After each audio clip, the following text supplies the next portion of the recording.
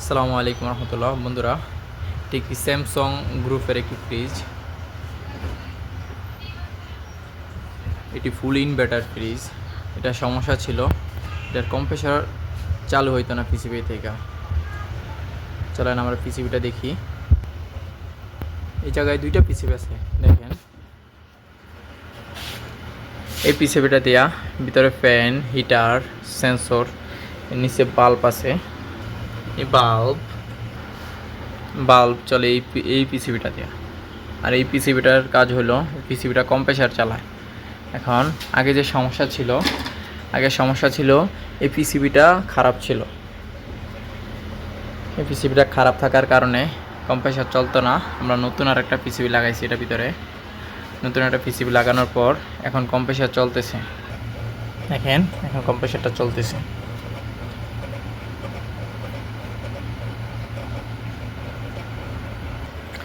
সাধারণত আমরা PCB repairing করে থাকি। এই পিসিবিটার সমস্যা ছিল, এই পিসিবিটার এই পার্টসটা খারাপ হয়ে গেছে। পার্টসটা অ্যাভেলেবেল পাওয়া যায় না, এই জন্য আমরা এটা রিপেয়ারিং করতে পারি নাই। এখন এই জন্য আমরা নতুন একটা পিসিবি ব্যবহার করছি। এখন আমরা এই পিসিবিটা কাজ করতে পারতাম যদি ওই আইসিটা খারাপ আমাদের কাছে থাকতো বা আইসিটা অ্যাভেলেবেল পাওয়া যেত। তো আমরা এই জন্য নতুন একটা পিসিবি ব্যবহার করছি।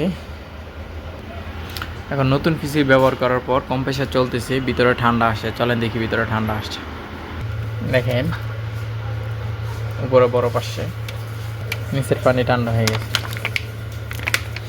এরকম নতুন নতুন ভিডিও পাইতে হলে আমাদের চ্যানেলটা, পেজটা ফলো করে দিবেন, লাইক করে দিবেন, আমাদের পাশেই থাকবেন। আসসালামু আলাইকুম।